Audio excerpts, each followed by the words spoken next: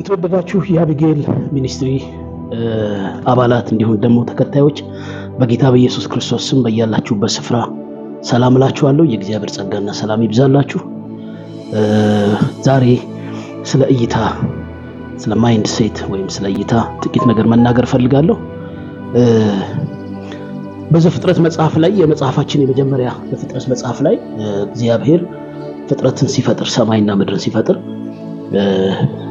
ምን ያደርግ እንደነበር መጽሐፍ ቅዱሳችን ይናገራል። ሰማይን ፈጥሮ ፀሐይን ፈጥሮ ጨረቃን ፈጥሮ ከዋክብቶችን ፈጥሮ ሁሉ መልካም እንደሆነ አየ። ሁሉ መልካም እንደሆነ አየ ነው። የእግዚአብሔር ባህሪ መልካም ማየት ነው። እግዚአብሔር መልካም አምላክ ነው። በባህሪው በስሙም መልካም አምላክ ነው። ስለዚህ እግዚአብሔር መልካምን ያየው ፍጥረታትን ሲጀምርና ሲያስገኝ ያየው መልካም ነው። በፀሐይ ውስጥ መልካምነትን አይቷል። በጨረቃ ውስጥ በከዋክብት ውስጥ መልካምነትን አይቷል። በፍጥረታት ውስጥ መልካምነትን አይቷል። እሱ ሲሰራ ትክክል ስለሆነ እይታው መልካም ነው እና ከሱ እይታ የተነሳ እኛም ደግሞ እይታችን የተስተካከለና መልካም እንዲሆን እግዚአብሔር ይፈልጋል። ስለዚህ እይታችን እንዲስተካከል ጌታ እንዲረዳን መጸለይ ያለብን። በምንሰማውና በምናየው ክፉ ነገር እንዳንወሰድ፣ ከምንሰማው እንድንጠበቅ፣ ከምናየው ነገር ደግሞ መልካም እንድናይ እግዚአብሔር ይርዳን። የሚገርማችሁ አፈ ታሪክ ወይም በአባባል አንድ የሚባል ነገር አለ በኢትዮጵያ ላይ። ምንድነው እሱ? ስለዚህ እይታችን ማስተካከል እንዳለበት የሚናገር አንድ ልማዳዊ አባባል አለ። ኢትዮጵያዊ ሰው በሬ ሲመለከት ቁርጥ ነው የሚታየው፣ ጥብስ ነው የሚታየው፣ ጮማ ነው የሚታየው። በተቃራኒው ነጮች ደግሞ በሬ ሲያዩ ቆዳውን ነው የሚያዩት፣ ሌዘር ነው የሚያዩት።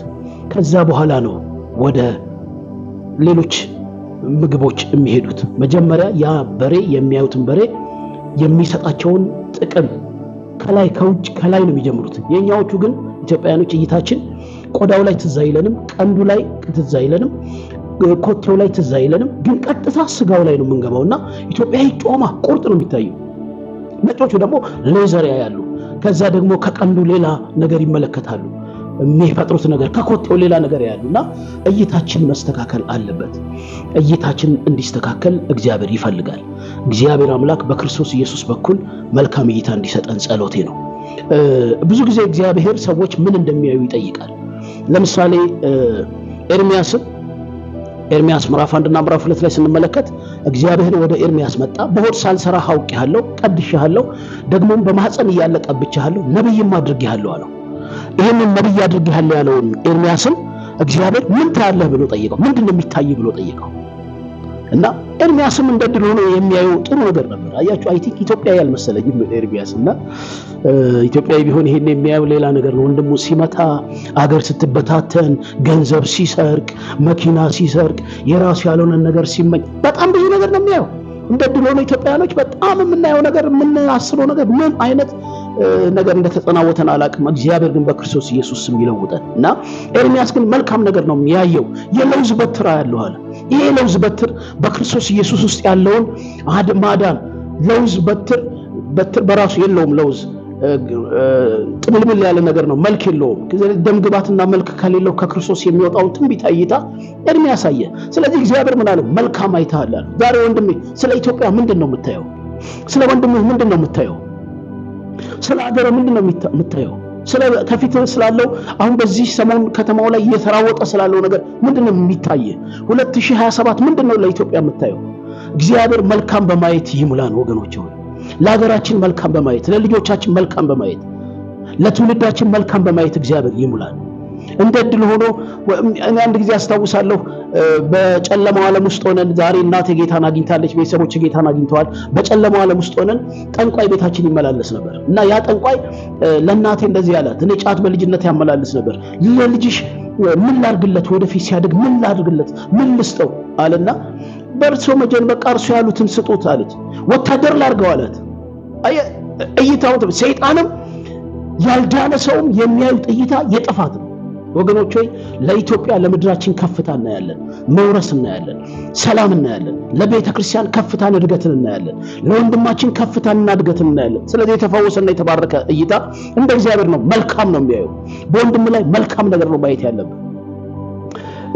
ቃየልና አቤል መስዋዕት ለማቅረብ ሲሄዱ ያው እንደምታውቁት አቤል ከእርሻው ከበጎቹ ከጠቦቶቹ መካከል ነው ያቀረበው። ቃየል ደግሞ ከእርሻ መካከል ነው ያቀረበው።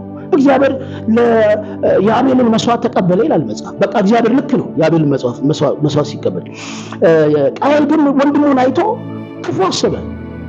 ምን አለበት አሜን ብሎ ቢያመሰግን፣ አሜን ብሎ በወንድሙ መቀባት፣ በወንድሙ መጠራት፣ በወንድሙ በእግዚአብሔር ፊት መስዋዕቱ መቀበል ምን አለበት ቢያጨበጭብ። እይታው ጥሩ አልነበረም። ስለዚህ እግዚአብሔር በአቤል የበግ መስዋዕት ላይ መልካም ነገር ሲመለከት፣ ቃየል ግን በአቤል ላይ ክፋትን ተመለከተ፣ ውድቀትና ሞትን ተመለከተ። ለኢትዮጵያ ውድቀት የምታስቡ ሰዎች፣ ለኢትዮጵያ መበታተን የምታስቡ ሰዎች፣ በአገር ውስጥም በውጭ ሀገርም ላላችሁ እኔ እነግራችኋለሁ፣ ከፖለቲካ በጸዳ ከጦርነት በጸዳ ለሀገራችን እንደ እግዚአብሔር ቃል መልካም እንድናይ እግዚአብሔር የጥበብና የእውቀትን የማስተዋል መንፈስ ይሙላል። ክብር ለእግዚአብሔር ይሁን። በመጽሐፍ ቅዱስ ላይ አቢግያ የዚህ ሚኒስትሪ መጠሪያ ስም አቢግያ የተመሰገነችው መልካም ነገር ስላየች ነው። ቁጣ በዳዊት ላይ ገኖ ለእርሱ ለባሏ ለላባ ካደረገው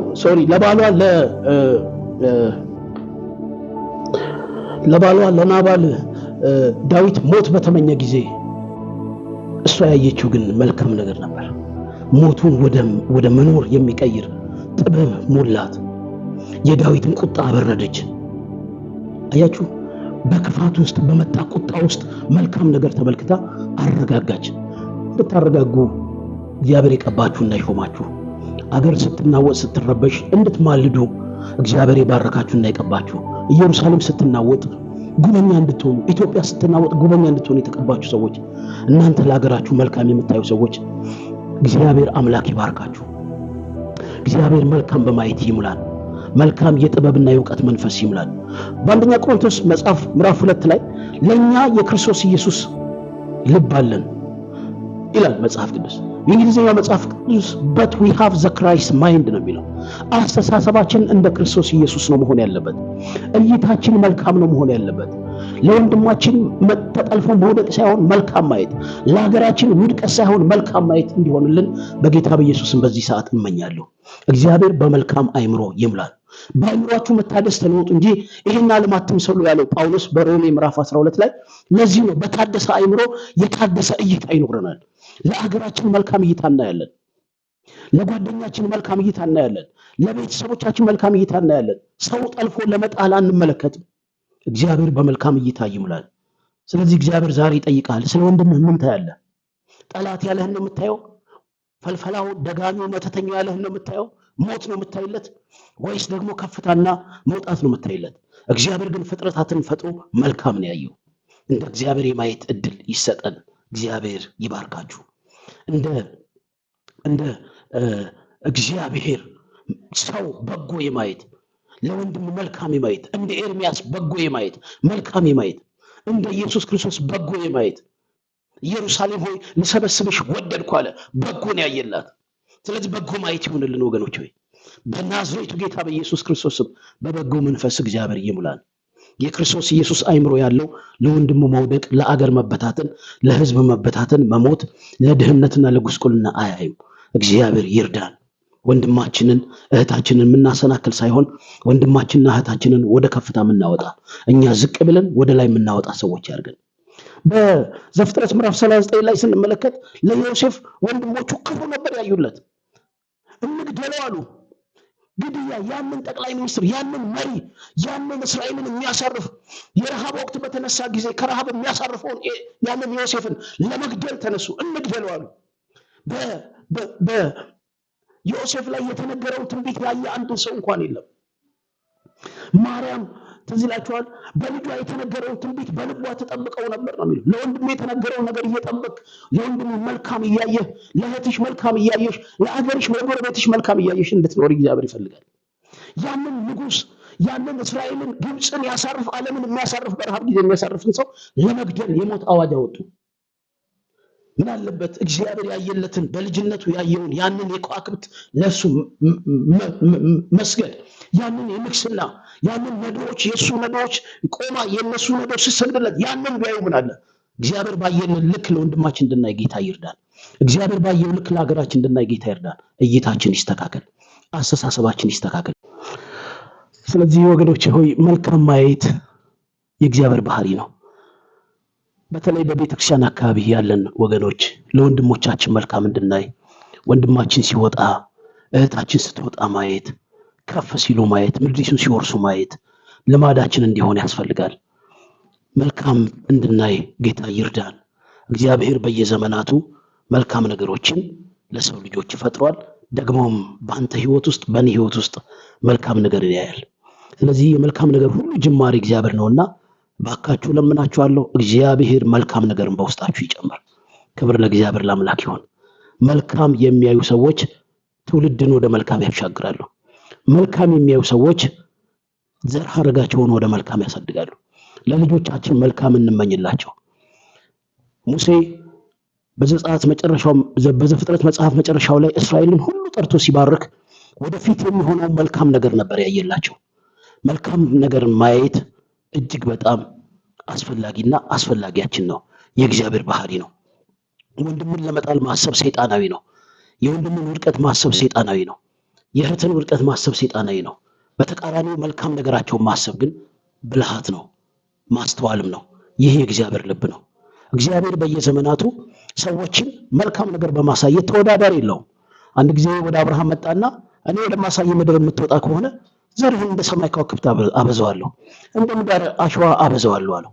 እንደውም እዛው ዘፍጥረት ምዕራፍ 15 ላይ ከ12 ጀምሮ ያለው የሱ ታሪክ ነውና ስትመለከቱ ወደ ውጭ ያወጣውና ከዋክብትን አሳየው ነው የሚለው። እንደዚህ ከዋክብት ዘርህን አበዛዋለሁ፣ ወደ ምድር አሸዋ አሳየው፣ ዘርህን አበዛዋለሁ፣ ፕሮፌሲ ያደረገበት። ስለዚህ መልካም ነገር ማየት የእግዚአብሔር ባህሪ ነው። ለአገር መልካም ነገር ማየት፣ ለልጆች መልካም ነገር ማየት፣ ከፍ ሲሉ ማየት።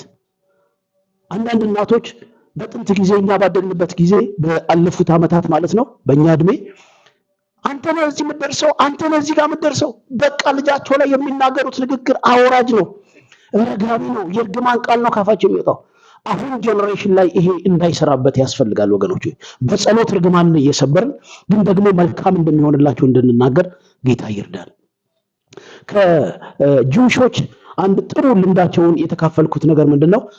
አርብ ሁል ጊዜ ልጆቻቸውንና ቤተሰቦቻቸውን ይባርካሉ። አርብ ሁል ጊዜ በፊተኛው ዘመን ለልጆቻቸው የሚሆነውን ነገር እንደ ሙሴ ዘመን አሁን ድረስ የሚያደርጉት ስርዓት ነው።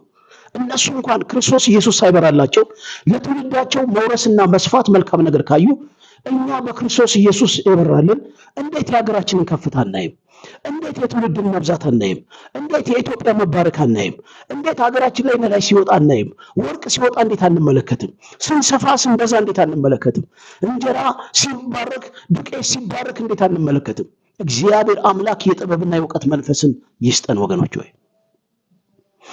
የቀደሙት አባቶቻችን ነቢያት መልካም ነገር ነው ያዩት። በነገሥት መጽሐፍ ላይ ሰማርያ በረሃብ በተወረረች ጊዜ የእግዚአብሔር ሰው ኤልሳ በዛ የመጨረሻ ሰዓት ላይ ግን መልካም ነገር አየ። ነገ ይሄን ረሃብ አታዩትም አለ። ነገ ይሄ ረሃብ አይኖርም አለ። ነገ ዱቄት በዚህ ያህል ይሰፈራል አለ። ክብር ለእግዚአብሔር ይሁን። ከነገሥታቱ መካከል አንደኛው ጀነራል ሰማይ መስኮት ቢከፈት እንኳን ይሄ አይሆንም አለ።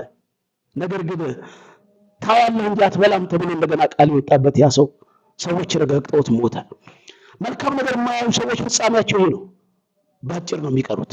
ካሰቡት አይደርሱም። ትውልዳቸው ወዳሰቡለት አይደርስም። በጎ ነገር የሚያዩ ግን ስለ ትውልዳቸው በጎ ነገር የሚያሸቱ፣ ስለ ትውልዳቸው በጎ ነገር የሚመለከቱ ወገኖች ከመልካም ነገር አይጎሉም። ኢየሱስ ክርስቶስ ጌታ ነው። ክብር ለእግዚአብሔር ይሁን። በእድሜው የመጨረሻ እርጅና ላይ ይስሐቅ ልጆቹን ጠራ። ከመሞቴ በፊት ልባርካችሁ፣ ወደፊት በእናንተ ሕይወት ላይ የሚሆነውን ነገር ላውጅላችሁ አለ። እናም መልካም ነገርን በያዕቆብ ላይ አወጀ። እንደዚህ አለ፣ የልጄ ሽታ እግዚአብሔር እንደባረከው የእርሻ ሽታ ነው አለ። ወገኖች ሆይ የእግዚአብሔር የእርሻ ሽታ ፊውቸር ላይፉን ተመለከተለት። እስራኤልን በርቀት ተመለከተ። በክርስቶስ ኢየሱስ በኩል ያለውን ተስፋ በርቀት ተመለከተ፣ አሸተተው። እግዚአብሔር የባረከው የእርሻ ሽታ ነው።